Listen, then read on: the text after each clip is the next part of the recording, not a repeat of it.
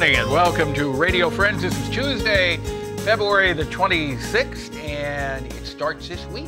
What? The TrueFalse Film Festival. And we have the director of the TrueFalse Film Festival with us today, David Wilson. Good to have you here. It's great to be David. here. This is your 10th year? That's right. It's hard to believe. Yeah. Before we came on, you said it's hard to believe that you made it through 10 years. I know. The first few years was pretty seat of our pants, but now it's actually like a real festival. So how did the TrueFalse Film Festival come to be in Columbia? Well, along with Paul Sturtz, who's my co-director, we had started the Ragtag film series, and that series became the Ragtag Cinema. And we'd actually always said to ourselves, we'll never do a festival. There are too many festivals out there in the world. The world doesn't need another festival. We can do a really great thing for Columbia just by having the cinema and having this theater. And so when did Ragtag start? 98 was the beginning of the film series, and 2000 was the beginning of the theater. Okay. So, but a few years in, we realized that we had a great downtown sort of footprint. We had Ragtag, which at the time was still on 10th Street, a little small one-screen theater. We had the Blue Note, where we'd first started out, which is about a 400-seat, when you turn it into a theater. And then we had the Missouri Theater, which is this great, grand old movie palace, 1,200 seats, really beautiful. At the time, kind of crumbling. Now it's been fixed up. And we thought, that's a pretty neat footprint for a festival. And so we started talking and we started scheming. And we realized that at that moment, which was 2003, 2004, we realized that the world maybe could use a festival dedicated to documentary films, and specifically dedicated to the kind of documentary films that we were really excited about. Right in that moment, we saw films coming out, films like Spellbound, which is about the spelling bee, Winged Migration, about bird migration. We saw a film called Capturing the Freedmans. We saw these movies that were coming out that you'd want to go see in a theater, and then you'd want to talk to people afterwards. And if you could talk to someone who was involved with it, well, so much the better. And that seemed like a good idea for a festival. That seemed like something we could take and spin into a whole weekend to really celebrate this kind of very cinematic nonfiction filmmaking. How did TrueFalse, the name TrueFalse, come to be? Well, we started talking about what this fest might be, and we knew it was going to be mostly about documentaries, and lots of documentary festivals had sort of cute or clever names about, it's all true, or true lies, or whatever.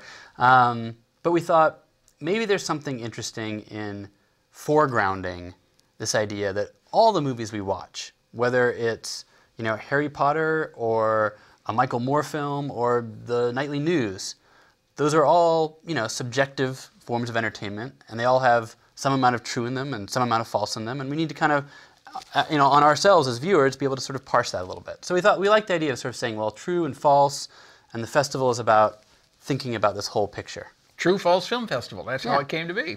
So what have you got for the 10th anniversary? Well, we're pretty excited. It's first off on Friday evening at 5:15. If you're downtown, and if you're not, you want to plan to be downtown, we're doing our annual March. Okay, that's this coming Friday evening. This coming Friday evening. At what time? At 5:15 p.m. 5:15, the March. March. Oh, that's right. That's because it's the first day of March. Exactly. Okay, and it's a march. And it comes right down 9th Street, starts up around the Blue Note, comes down to the Missouri Theater. It's a participatory parade. Anybody can come. Anybody can dress up. No commercial messages, but beyond that, do whatever you want. We'll have marching bands. We'll have a circus punk marching band from Chicago coming down. It's going to be a huge parade. Can you just come down and march in the parade if you don't want to do anything? Absolutely. Absolutely. Just come down and march. Just come down and march. Okay. Check it out. It's a lot of fun. It's fun for all ages, whole families. It doesn't even matter if you like documentary films. It's a chance to come down and enjoy so the that's parade. at 5:15 this coming Friday. That's right. Kicks the whole thing off. That's right. Then what happens? Well, a couple of our big films this year I want to highlight. One, each year we do something called the True Life Fund, and we raise money for the subjects of a film. So a lot of times you watch a documentary and you're so inspired either by what somebody's doing or their lives, and you think, I wish I could just give. I wish I could help out in some way. And that's what this fund exists to do. And so this year we're funding a film called Which Way is the Front Line from Here? The Life and Time of Tim Hetherington. Tim Hetherington was a war reporter. He was a photojournalist. He made a movie called Restrepo that was at the festival in 2010. But in 2011, while covering conflict in Libya, the revolution in Libya, he was hit by some shrapnel and killed. And this film is a celebration of his life. It's a memorial to Tim. And it's really an exploration of what it is that drives these people to put themselves in harm's way just to witness, just to tell the stories and bring the stories back to us. And there are many people like that. Exactly. Yeah. Obviously, being in Colombia, there's lots of journalists, lots of people who know people who are out there in the world in these conflict zones. What else? Another film that I'm personally just really excited about is called Cutie and the Boxer. This isn't a big issue documentary. This is a very small portrait documentary about an elderly Japanese-American couple. They live in New York. They're both artists. She sort of paints and draws this figure that she calls Cutie, and he makes action paintings in which he puts big sponges on boxing gloves and dips them in paint and then punches a canvas. And he makes these kind of crazy splatter paintings with this. But the movie is really a love story. It's about an elderly couple who fight all the time, who bicker, who've had their differences, who've had ups and downs in their life, but in the end, they're really deeply in love with each other. It's a beautiful film. It's really well made. It's called Cutie and the Boxer. Okay, so those are two of the top. Two of the top. I mean, how many films will be screened? We'll have 36 different features, so feature-length films, plus 3 programs of shorts. So there's something really for everybody. Okay, and it will be where? It takes place all over downtown. We use the Ragtag, we use the Blue Note, the Missouri Theater.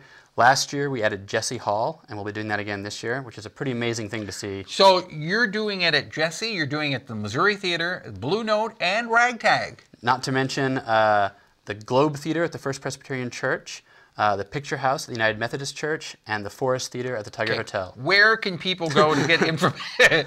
It's so many venues. Really? This is almost like first night. So, where can people go to get all the information of where they want to go? Sure, TrueFalse.org. Go to TrueFalse.org, www.truefalse.org. Yep. Okay. All the information is there. You can get, it's too late to get a pass, but you can get an individual ticket by coming down to our box office, which is located in the old Pasta Factory building.